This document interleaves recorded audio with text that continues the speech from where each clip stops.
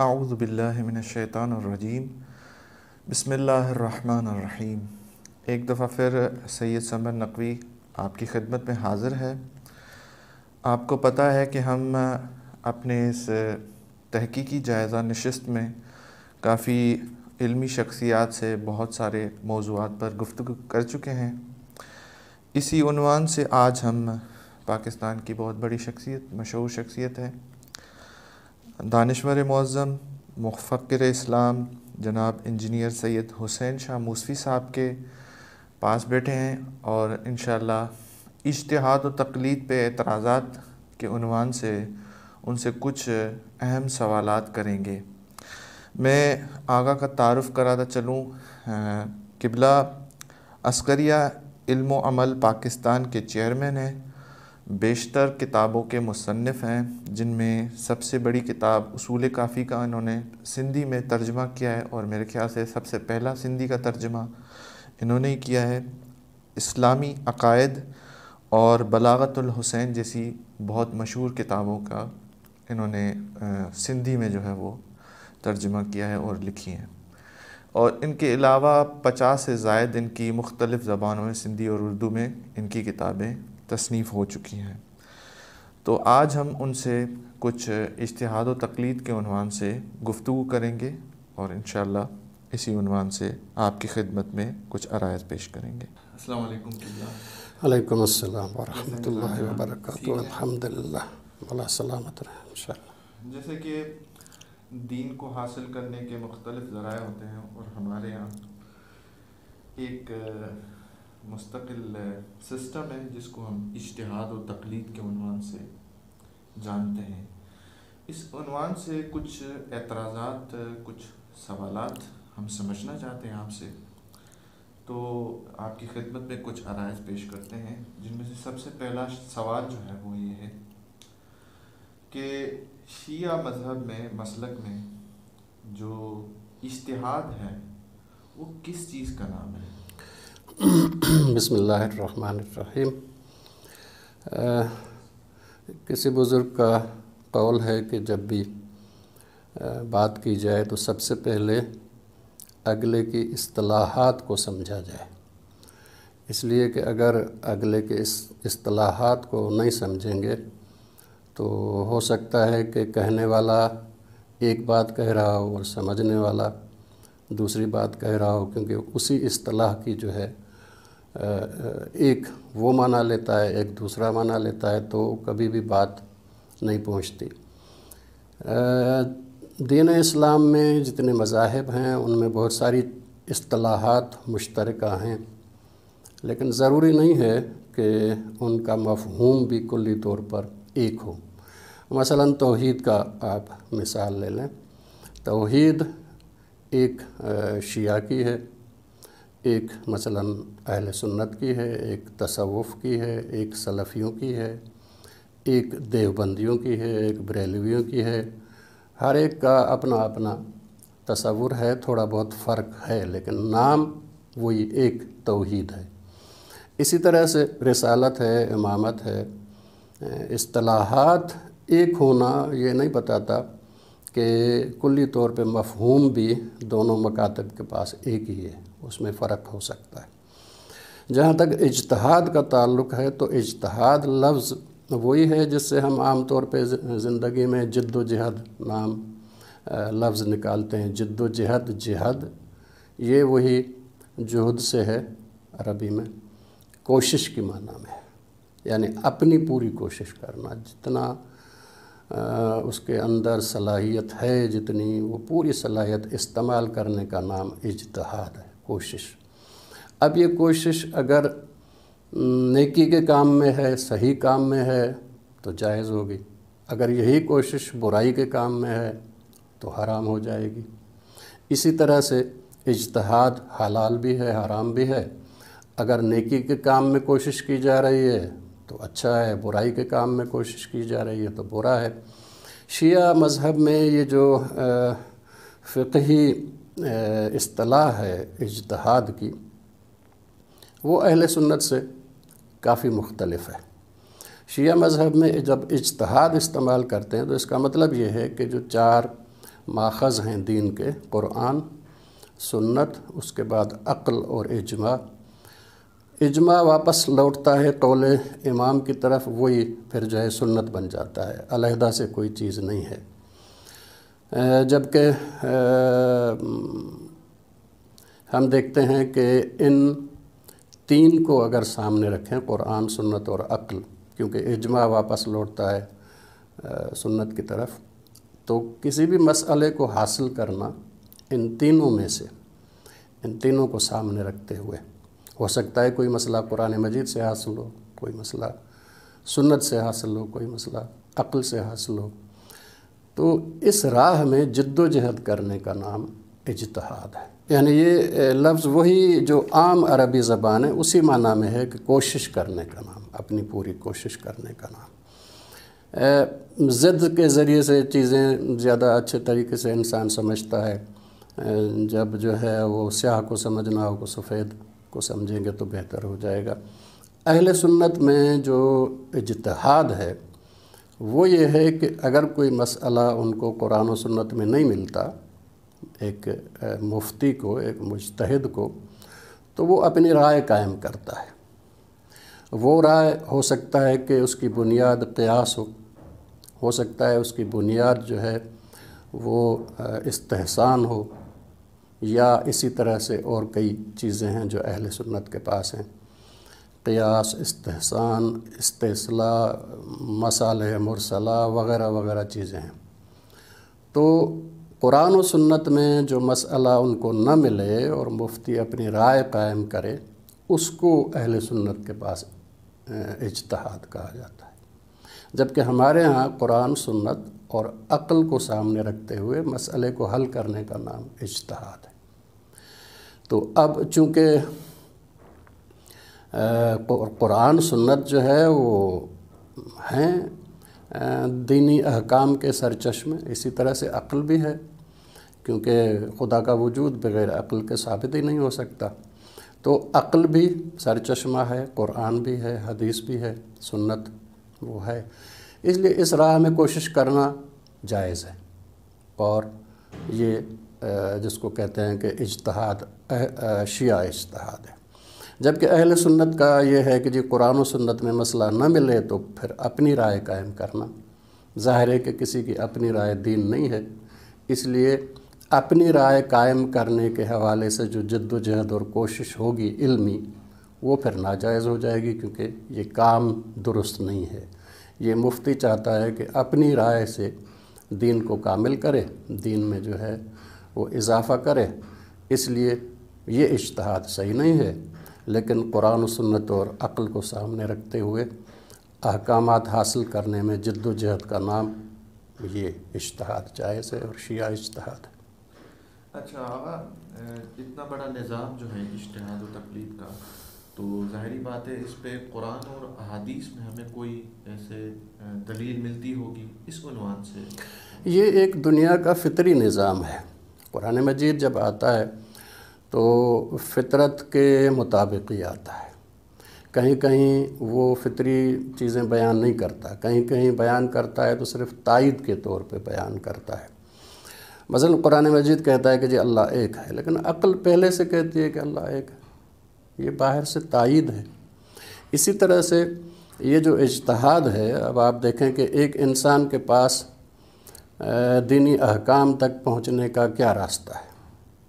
ایک تو یہ ہے کہ خود تحقیق کرے، وہاں تک پہنچے، اتنی علمی صلاحیت اپنے اندر پیدا کرے کہ قیامت کے دن اگر اس سے پوچھا جائے کہ یہ حکم تم نے کہاں سے لیا، کیسے تم نے اس پہ عمل کیا، تو وہاں پہ جواب دے سکے کہ جی میری تحقیق تھی، میں اتنی علمی لیول رکھتا تھا اور میں نے یہ مسئلہ حاصل کیا ہے۔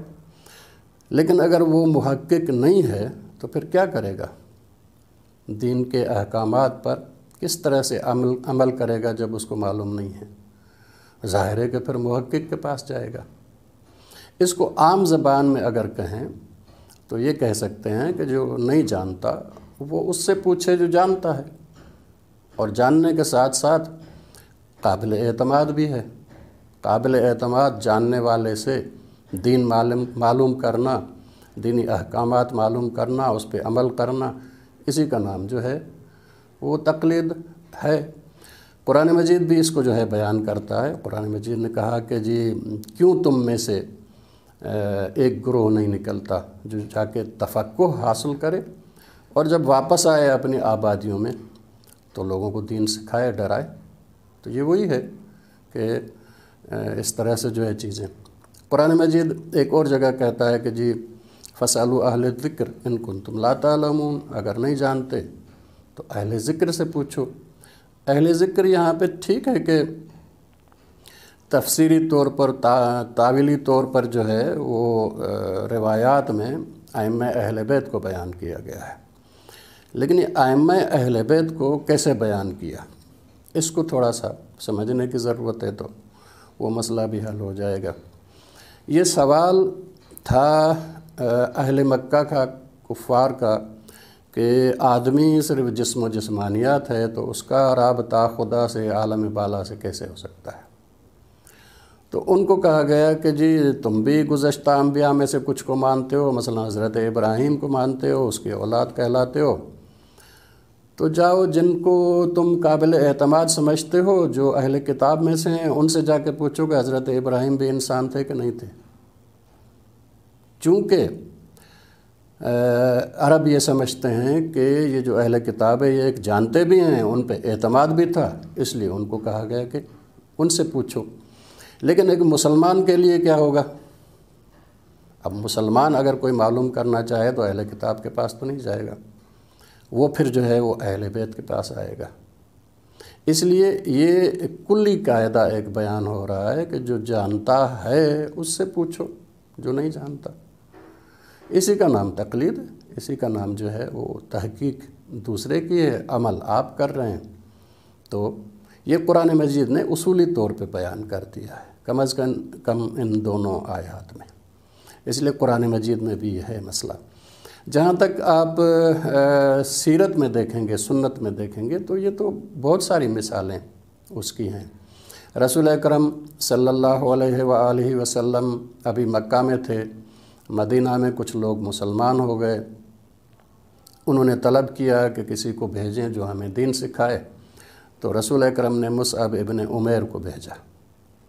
علامہ مجلسی نے بھی اس کو بیان کیا ہے، اور مستدرک الوسائل میں بھی روایت ہے کہ جی وہ گئے ہیں معالم دین کے لیے، یعنی تعلیمات دین سکھانے کے لیے۔ اسی طرح سے ہم دیکھتے ہیں کہ معاذ بن جبل کو رسول اکرم نے یمن بھیجا۔ اسی طرح سے ہم دیکھتے ہیں کہ جب بحرین فتح ہوا تو حضرت حذیفہ کو وہاں پہ بھیجا۔ اب ظاہر ہے کہ یہ شخصیات جا کے وہاں پہ کوئی حدیث بیان نہیں کرتے تھے، جو دین کے احکامات سیکھے تھے، نماز ایسے پڑھنی ہے، روزہ ایسے رکھنا ہے، وہ ظاہر ہے کہ نماز سکھاتے تھے، کوئی احادیث بیان نہیں کرتے تھے۔ اس لیے یہ طریقہ سنت میں رائج ہے اور ہمیشہ رائج رہا ہے، اس کے خلاف کوئی ہمارے ہاں جس کو کہتے ہیں کہ اعتراض رسول اکرم سے لے کے اور آخر امام تک ہمیں نہیں ملتا۔ علی علیہ السلام جب ظاہراً حکومت پہ تھے، کوفہ میں تھے، خط لکھا جو ہے وہ مکہ قسم ابن عباس کو کہ جی حج کے موقع پہ بیٹھو اور فتویٰ دو۔ تو تمام ائمہ کے سیرت میں یہ چیز موجود ہے کہ وہ جب بھی کسی ایسے افراد سے ملتے تھے کہ جس کو کوئی مسائل ہوں بعد میں، تو امام کسی نہ کسی کا حوالہ دے دیتے تھے، ان سے پوچھ لینا، ان سے پوچھ لینا۔ امام صادق علیہ السلام نے کبھی کہا کہ جی محمد ابن مسلم سے پوچھنا، کبھی کہا کہ جی یونس ابن عبد الرحمن سے پوچھنا۔ تو ظاہر ہے کہ یونس ابن عبد الرحمن فقیہ ہیں، محمد ابن مسلم فقیہ ہیں، اور وہ فقہی احکامات بیان کرتے ہیں، نہ کہ حدیث بیان کرتے ہیں۔ حتیٰ کہ یہاں تک کہ عبداللہ ابن ابی عفور جو کہ خود راوی ہے اور جس کو آج کی اگر زبان میں کہیں کہ محدث ہے، اس کے پاس اخبار ہیں ائمہ کی، لیکن اس نے خود امام صادق علیہ السلام سے کہا کہ کبھی کبھی معلومات لینی ہوتی ہے، احکام لینے ہوتے ہیں، تعلیمات لینی ہوتی ہے، آپ تک نہ پہنچیں تو پھر کس کے پاس جائیں؟ تو مولا نے کہا کہ محمد ابن مسلم سے پوچھو، محمد بن مسلم جو ہے وہیں پہ کوفہ میں رہتے تھے اور یہ بھی وہیں کے تھے. تو یہ تو پوری تاریخ ہے.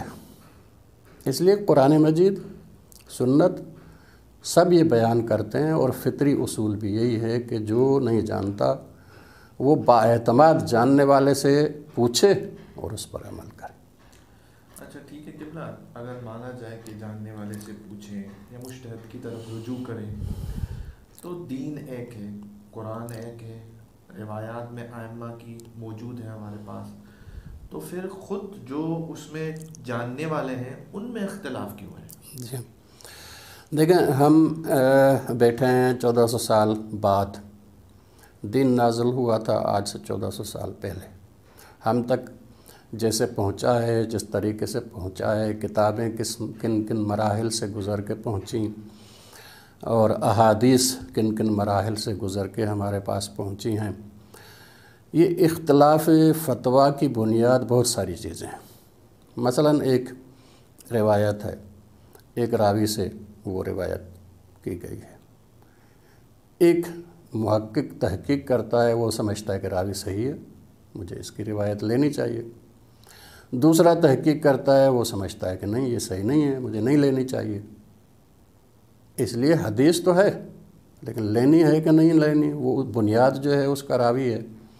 اب راوی پہ تحقیق کا نتیجہ، چونکہ انسان ہے بہرحال کمی کوتاہی تو ہوتی ہے، اس لیے جب راوی بدل گیا تو معاملات بدل جاتے ہیں. آغا خوئی مرحوم کے لیے کہا جاتا ہے، ایک قصہ میں نے سنا کہ پہلے ان کی ایک راوی کے متعلق نظر جو ہے دوسری تھی. کچھ عرصے تحقیق جب آگے چلی اور تو ان کی رائے بدل گئی. اب وہ جو حدیث تھی اس کی حیثیت بدل گئی. تو کہتے ہیں کہ 1 مہینہ پورا جو ہے وہ انہوں نے درس بند کر دیا، اور توضیح المسائل جو ان کی فتاویٰ تھی ان کو واپس لے لیا اور اس کو اپنے اس مطابق جو ہے وہ درست کیا. تو بہت ساری وجوہات ہیں. مثلا ایک حدیث ہے جس میں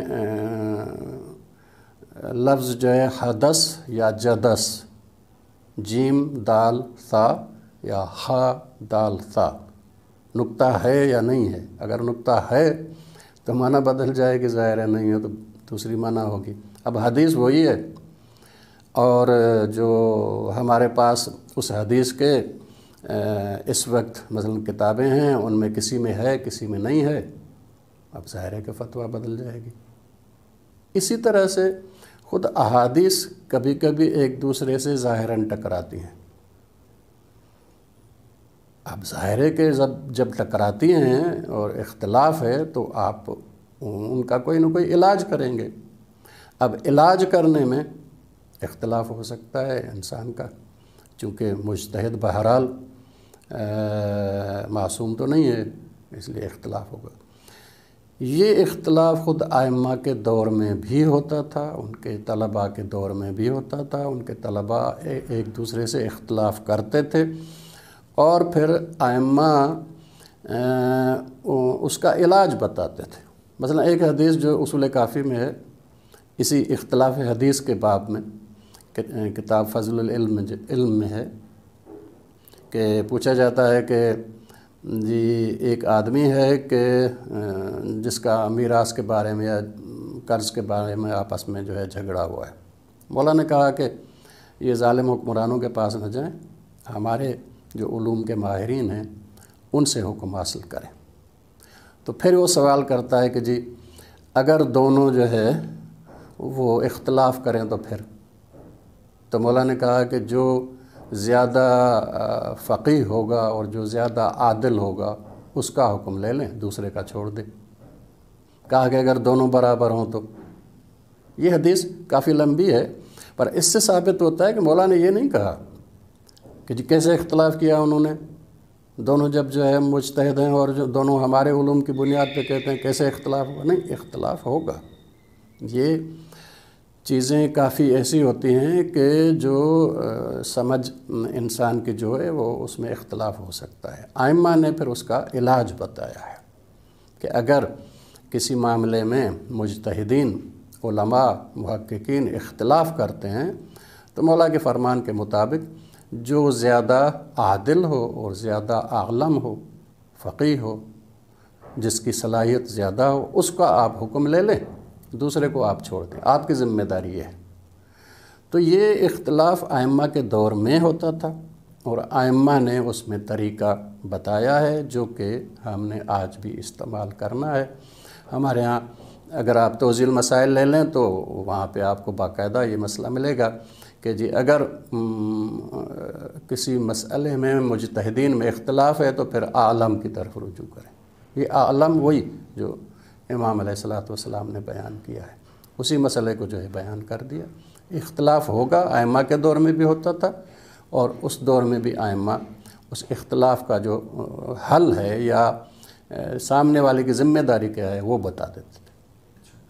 ایک عموماً ایک اور اعتراض ہوتا ہے، وہ یہ ہوتا ہے کہ چلیں آپ مجتہد کی تقلید کریں یا مجتہد یا مرجع کی طرف رجوع کریں، لیکن آپ اس مرجع سے خود حدیث لیں، فتویٰ دینے کی اس کی ضرورت نہیں، یا اس سے فتویٰ لینے کی ضرورت کیا ہے، جبکہ حدیث معصوم موجود ہے، جبکہ آپ کا دعویٰ ہے کہ ہر مجتہد کے پاس قرآن و حدیث سے ہی مسائل کا استخراج ہوتا ہے، تو بجائے فتویٰ دینے کے وہ ہمیں یا مقلد کو حدیث کیوں نہیں دیتا کہ بھئی اس مسئلے میں تمہیں یہ مسئلہ ہے، آپ امام جو ہے نا وہ اس حدیث میں یہ فرماتے ہیں۔ جی ہاں، دیکھیں رسول اکرم سے لے کے آخری امام تک جب ہم ان کے طلباء اور ان کے شاگردوں کی سیرت دیکھتے ہیں تو کوئی بھی عام طور پہ عام آدمی جب مسئلہ پوچھتا ہے تو حدیث بیان نہیں کرتے تھے، وہ حکم بتا دیتے تھے کہ جی نماز صبح کی کتنی ہے، یہ 2 رکعت ہے۔ یہ نہیں کہتا تھا کہ میں فلاں جگہ موجود تھا، رسول اکرم خطاب فرما رہے تھے اور پھر انہوں نے کہا کہ جی 2 رکعت نماز ہے، نہیں، وہ سیدھا سیدھا حکم بیان کر دیتے تھے۔ یہ طریقہ رائج ہے، یہی آسان ہے عام انسان کے لیے۔ عام انسان جو ہے وہ حدیث سے، ٹھیک ہے بہت ساری چیزیں ایسی ہیں جو بالکل واضح ہیں، اس میں تو آپ ایک حدیث بیان کر دیں کام چل جائے گا، لیکن یہ کام ہر جگہ نہیں چلے گا۔ بہت سی جگہیں ہیں کہ جہاں پہ آپ کو ایک سے زیادہ احادیث جو ہے وہ بیان کرنی پڑتی ہیں، کسی جگہ جو ہے 5-6 احادیث کو جمع کرنا پڑتا ہے، اور پھر حدیث بیان کرنے کے بعد پھر سوال ہوگا کہ جی حدیث صحیح بھی ہے کہ نہیں ہے، پھر اس کی سند بیان کریں، پھر ہر سند کی جو ہے وہ ہر راوی کی جو ہے وہ تحقیق کریں، تو یہ تو عام آدمی نہیں سمجھے گا۔ عام آدمی تو چاہتا ہے کہ مجھے حکم ملے، طریقہ معلوم ہو، جا کے میں عمل کروں۔ یہ ہمیشہ سے یہی رائج رہا ہے، اس کے علاوہ اور کوئی چیز رائج نہیں رہی ہے۔ مثلا آپ دیکھیں کہ کلینی، شیخ کلینی نے اصول کافی لکھا ہے، فروع کافی لکھا ہے۔ یہ فروع کافی بنیادی طور پہ ظاہراً احادیث کی کتاب ہے، لیکن یہ ہے فقہ کی کتاب۔ آپ دیکھیں اس کے ابواب جو جمع کیے ہیں وہ فقہ حساب سے، طہارت کے باب سے شروع ہوتا ہے، اس کے بعد جو ہے نماز کا باب ہے، روزے کا باب ہے، تو یہ فقہی کتابیں ہیں۔ اس میں شیخ کلینی وہ روایات لائے ہیں کہ جو ان کے نزدیک تھیں صحیح، یا جن کی بنیاد پہ وہ فتویٰ دیتے تھے، یا جن کی بنیاد پہ وہ عمل کرتے تھے، یا کسی کو کہنے کے لیے کہتے تھے، تو یہ بھی فقہی کتابیں ہیں۔ اسی طرح سے شیخ صدوق کی علیہ رحمہ کی من لا یحذر الفقیہ، وہ بھی فقہی کتاب ہے بنیادی طور پہ احادیث کی صورت میں۔ تو اگر کسی نے احادیث تک پہنچنا ہے تو اس کے لیے بہرحال تحقیق اور محقق ہونا لازمی ہے۔ عام آدمی محقق نہیں ہوتا، وہ صرف جو ہے چاہتا ہے کہ جی مجھے دین کا طریقہ معلوم ہو جائے، بااعتماد طریقے سے جا کے عمل کروں۔ تو رسول اکرم کے دور سے ائمہ تک اور اس کے بعد بھی آج بھی سب کا طریقہ یہ ہے۔ میں نے آپ کا ویڈیو سنا تھا، وہ جو عبداللہ صاحب سے آپ نے سوال کیا تھا تشہد میں گواہی کا، ولایت کی گواہی کا، انہوں نے بھی کوئی حدیث تھوڑی بیان کی، انہوں نے بھی وہی طریقہ جو عام ہے بیان کر دیا کہ جی ہمارے پاس امام کا ایسا کوئی حکم نہیں ہے، نہ یہ مستحب ہے، نہ یہ فرض ہے، نہ یہ کچھ ہے، نہ کوئی حدیث بیان کی، نہ کوئی جو ہے اس کے جس کو کہتے ہیں کہ رجال پہ کوئی بحث کی۔ اس لیے کہ عام آدمی یہ بحثیں نہیں چاہتا، وہ صرف طریقہ چاہتا ہے، اس کو مل جائے اور دین پہ عمل کرنا۔ یہی طریقہ ہے جو ائمہ کے دور سے اب تک رائج ہے۔ اگر کسی کی یہ صلاحیت ہے تو پھر جائے پڑھے، باقاعدہ علم حاصل کرے، تو پھر راستہ کھلا ہے اس کے لیے بھی محقق بننے کا۔ ہمیں ائمہ علیہ السلام کے ادوار میں اس قسم کی روایات تو ملتی ہیں کہ فلاں جا کے مسجد میں بیٹھ کے فتویٰ دو، فلاں جا کے اس شہر میں دو، لوگوں کو علم سکھاؤ، لیکن مختلف دوستان یہ اعتراض کرتے ہیں کہ جو ابھی نظام اجتہاد و تقلید ہے، ایک مرجع ہوتا ہے، وہ اپنا رسالہ لکھتا ہے، لوگوں کو جو ہے وہ فتویٰ دیتا ہے، پھر اس میں خود اختلاف ہوتا ہے فتاویٰ میں، یا مثلاً ایک مجتہد کی تقلید کی جائے، یا جو اس میں باقی شرائط ہیں، یہ تو ہمیں کہیں ائمہ کے ادوار میں نہیں، ائمہ کے ادوار میں آپ کو مل جائیں گے۔ یہ کتابیں ہیں جو کہ ائمہ کے شاگردوں نے لکھی ہیں۔ مثلا حماد ابن عیسیٰ کی روایت ہے فروع کافی میں۔ امام صادق علیہ السلام نے اس سے پوچھا کہ نماز کیسے پڑھتے ہو؟ اس نے کہا کہ جی وہ حریز کی جو کتاب ہے اس کے مطابق میں پڑھتا ہوں۔ اب حریز کی یہ کتاب جو ہے وہ اس دور میں رائج تھی نماز کے حوالے سے۔ امام نے کہا ٹھیک ہے، پڑھ کے دکھاؤ، پھر آگے پوری حدیث ہے وہ آپ دیکھ لیں۔ تو اس طرح سے مختلف موضوعات میں ائمہ کے شاگردوں کی کتابیں موجود ہوتی تھیں جو اس دور میں رائج ہوتی تھی۔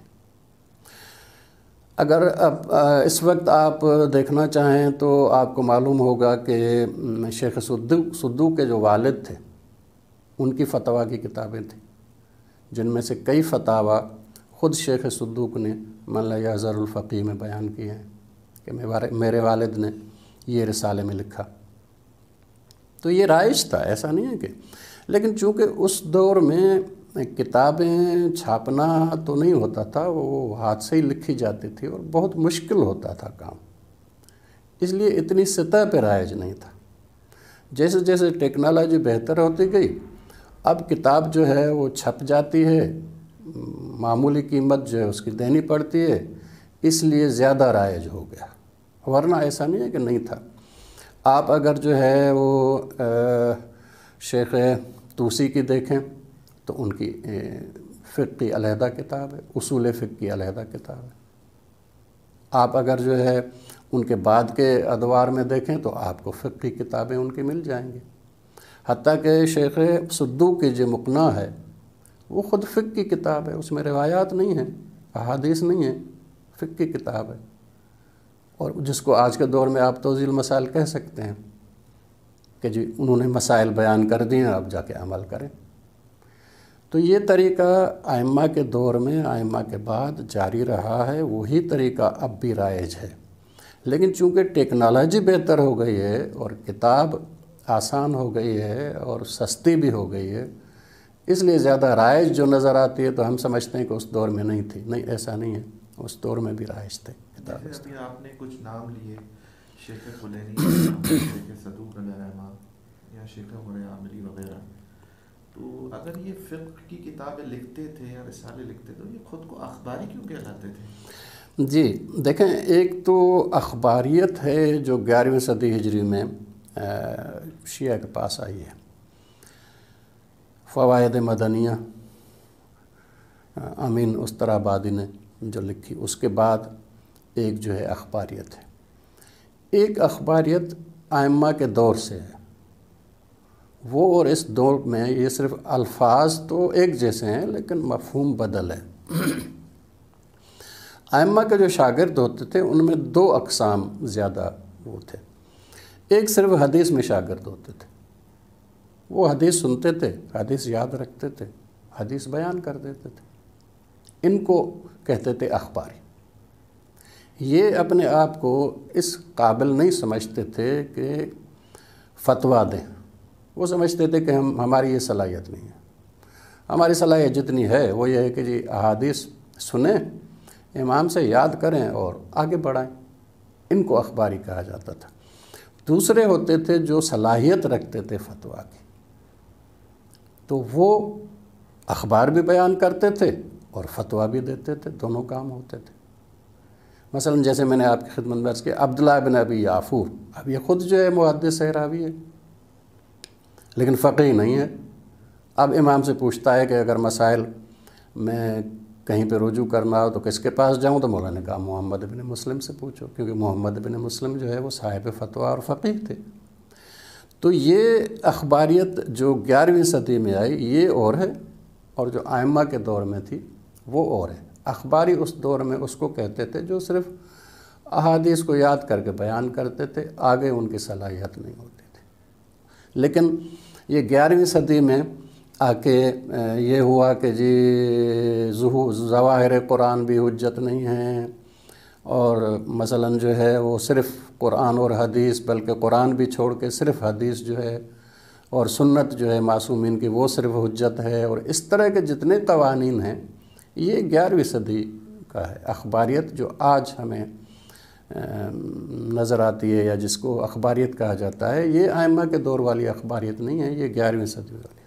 اچھا، جیسے آپ نے اشتہاد کے عنوان سے وضاحت کی ہے، اسی عنوان سے ہمیں خود اخبار میں یعنی احادیث و روایات میں مذمت ملتی ہے۔ جیسے الکافی میں روایات ہیں، یا ایک مشہور روایت دوستان پڑھتے ہیں کہ امام مہدی اجل اللہ فرجہ الشریف جب تشریف لائیں گے تو مجتہدین و فقہا کی کثیر تعداد ان کی مخالفت کرے گی۔ یا اسی عنوان سے امام خمینی کی کتاب کی عبارت پیش کی جاتی ہے کہ جب امام آئیں گے تو ہمارے اجتہاد کا جو ہے وہ ان کی وہ ہمارا اجتہاد جو ہے وہ ناقص ہوگا اس عنوان سے۔ ان کی کیا حیثیت ہے ان روایات کی؟ دیکھیں،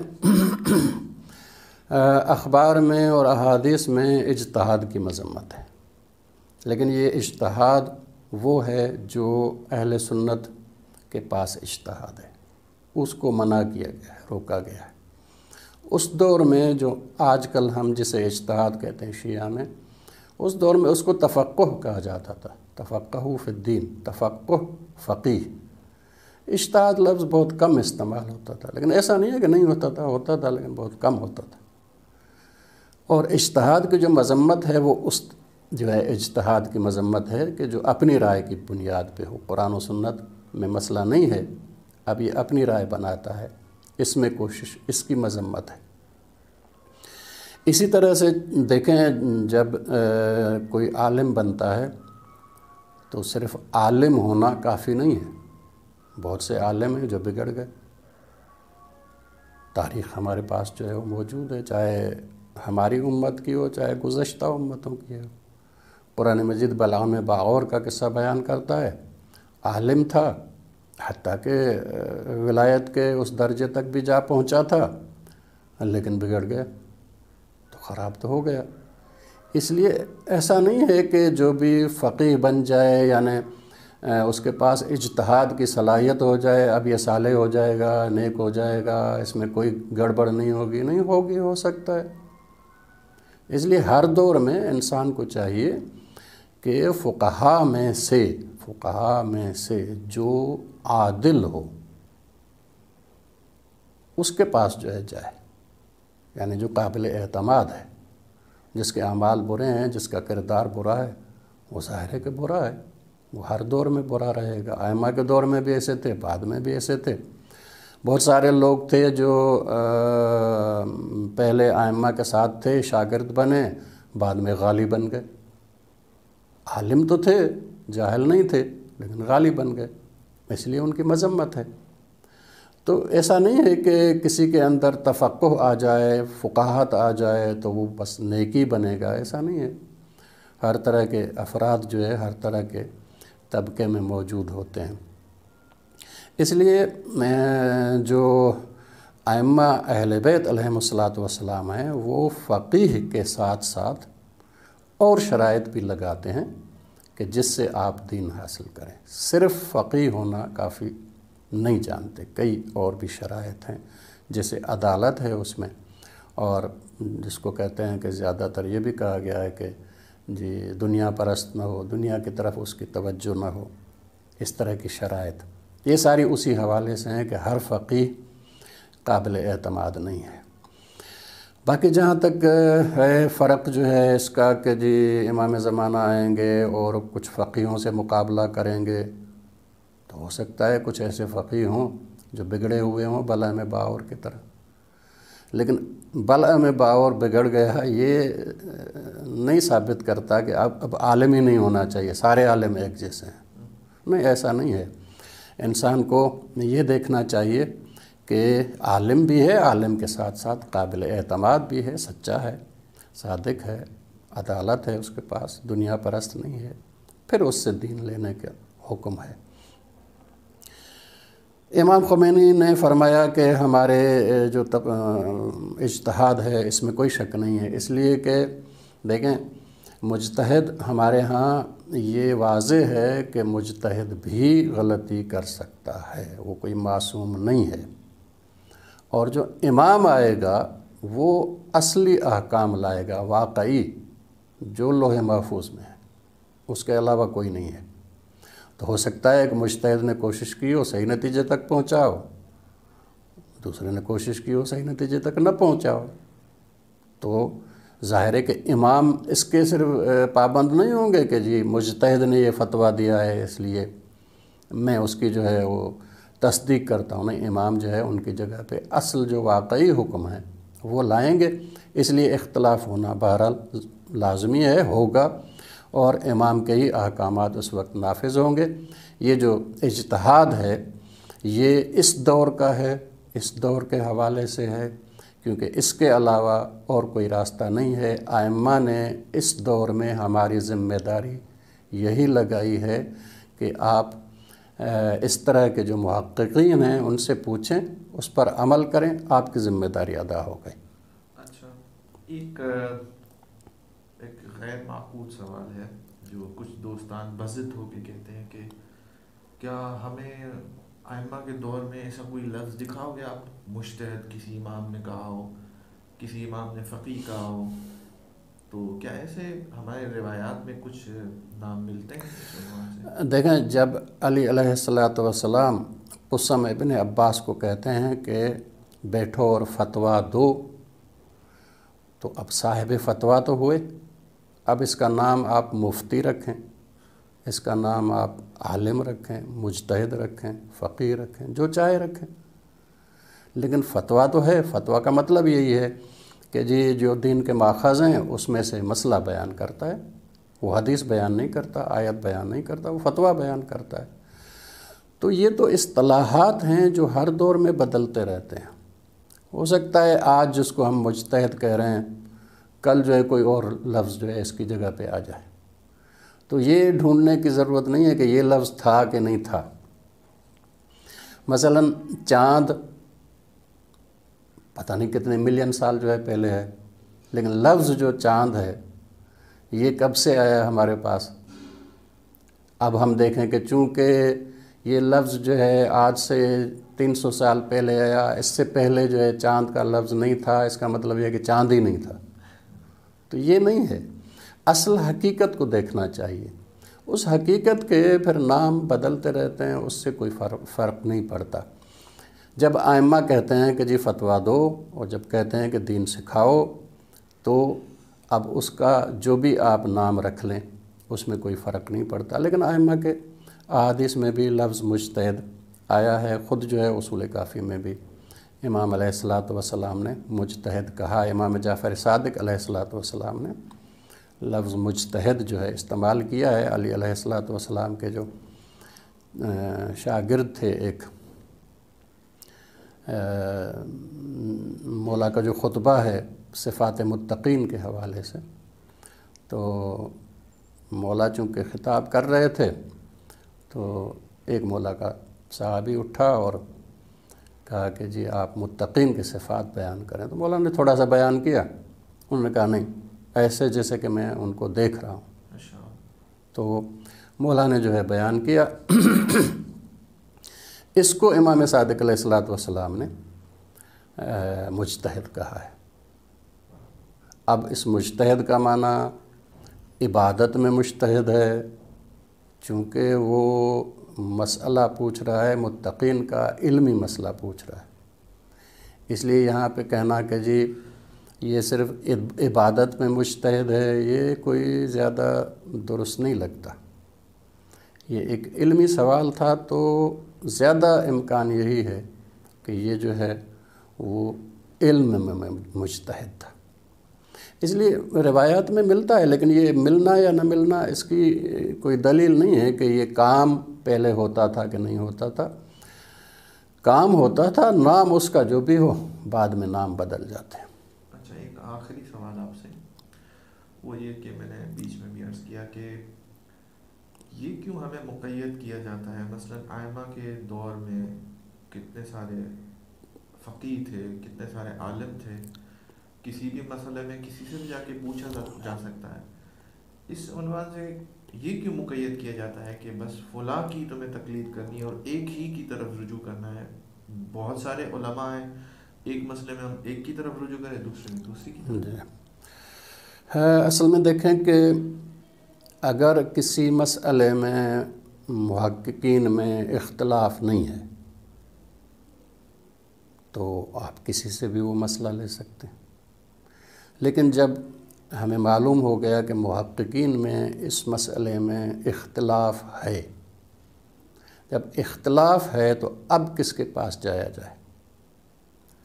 یہ معصومین کی احادیث میں ہے، اور عقل بھی یہی ہے، فطرت بھی یہی ہے کہ جو زیادہ عالم اور ماہر ہو اس کے پاس جائیں۔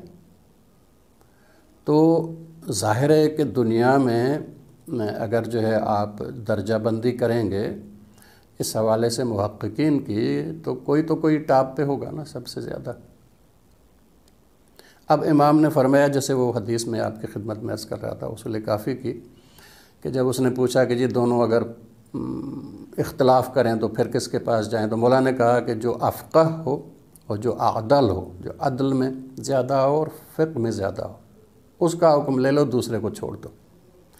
تو یہ طریقہ امام نے ہی بتایا ہے کہ جی جن مسائل میں اختلاف ہو ان مسائل میں پھر اعلم کی طرف رجوع کریں۔